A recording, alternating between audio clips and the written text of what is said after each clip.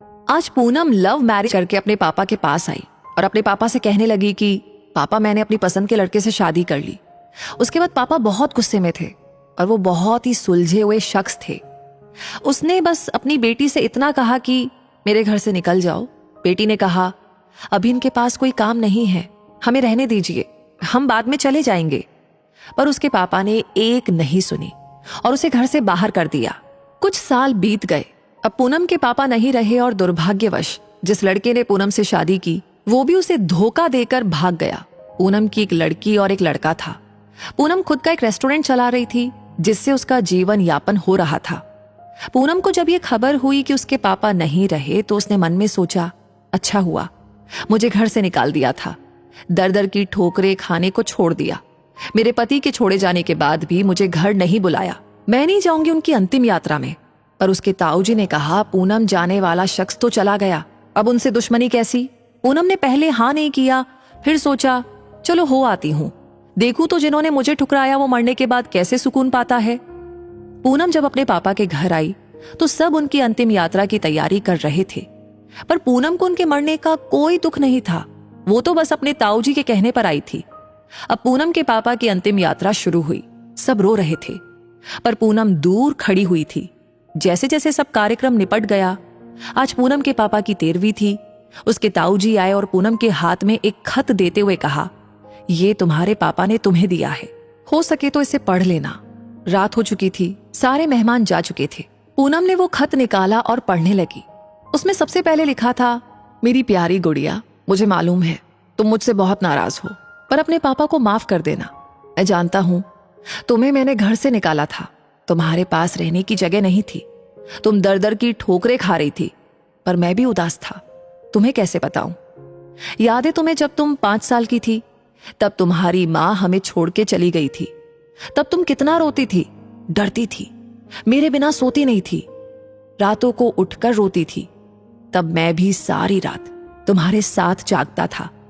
तुम जब स्कूल जाने से डरती थी तब मैं भी सारा समय तुम्हारे स्कूल की खिड़की पर खड़ा होता था, और जैसे ही तुम स्कूल से बाहर आती थी तुम्हें सीने से लगा लेता था।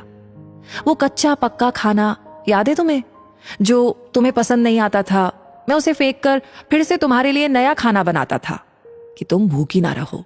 याद है तुम्हें जब तुम्हें बुखार आया था तो मैं सारा दिन तुम्हारे पास बैठा रहता था, अंदर ही अंदर रोता था, पर तुम्हें हंसाता था कि तुम ना रो वरना मैं रो पड़ता था। वो पहली बार की हाई स्कूल की परीक्षा जब तुम रात भर पढ़ती थी तो मैं सारी रात तुम्हें चाय बना कर देता था। याद है तुम्हें जब तुम पहली बार कॉलेज गई थी और तुम्हें लड़कों ने छेड़ा था, तो मैं तुम्हारे साथ कॉलेज गया और उन बदतमीज लड़कों से भिड़ गया। उम्र हो गई थी और मैं कमजोर भी, कुछ चोटें मुझे भी आई थी, पर हर लड़की की नजर में पापा हीरो होते हैं, इसलिए अपना दर्द सह गया।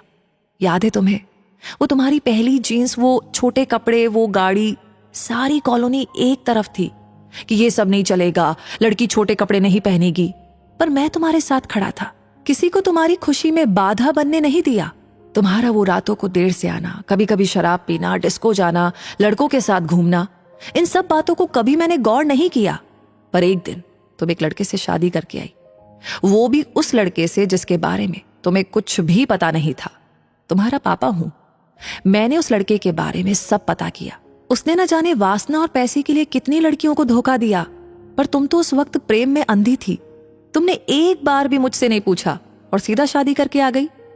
मेरे कितने अरमान थे, तुम्हें डोली में बिठाऊं, चांद तारों की तरह तुम्हें सजाऊं, ऐसी धूमधाम से शादी करूं कि लोग बोल पड़े, वो देखो शर्मा जी, जिन्होंने अपनी बच्ची को इतने नाजों से अकेले पाला है।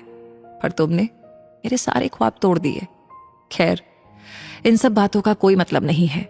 मैंने तो तुम्हारे लिए खत इसलिए छोड़ा है कि कुछ बता सकूं। मेरी गुड़िया, अलमारी में तुम्हारी माँ के गहने और मैंने जो तुम्हारी शादी के लिए गहने खरीदे थे वो सब रखे हैं। 3-4 घर और कुछ जमीनें हैं, मैंने सब तुम्हारे और तुम्हारे बच्चों के नाम कर दी हैं। कुछ पैसे बैंक में हैं, तुम बैंक जाकर उसे निकाल लेना। और आखिरी में बस इतना ही कहूंगा कि गुड़िया, काश तुमने मुझे समझा होता। मैं तुम्हारा दुश्मन नहीं था, तुम्हारा पापा था, वो पापा जिसने तुम्हारी माँ के मरने के बाद भी दूसरी शादी नहीं की, लोगों के ताने सुने, गालियां सुनी, न जाने कितने रिश्ते ठुकराए, पर तुम्हें दूसरी माँ से कष्ट ना हो इसलिए खुद की ख्वाहिशें मारती।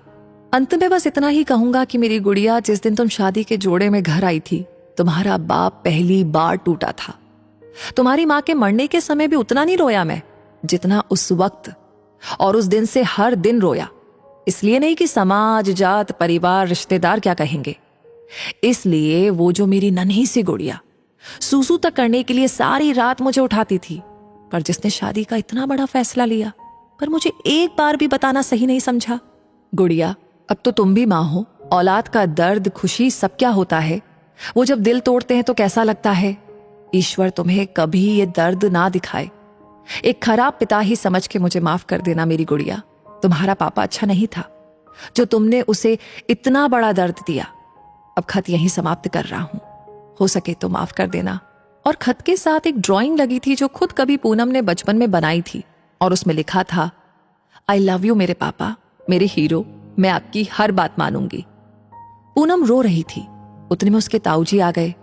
पूनम ने उन्हें रोते रोते सब कुछ बताया, पर एक बात उसके ताऊजी ने बताई। उसके ताऊजी ने कहा कि पूनम, वो जो तुम्हें रेस्टोरेंट खोलने के और घर खरीदने के पैसे जो मैंने दिए थे, वो मैंने नहीं बल्कि तुम्हारे पिताजी ने मुझसे दिलवाए थे।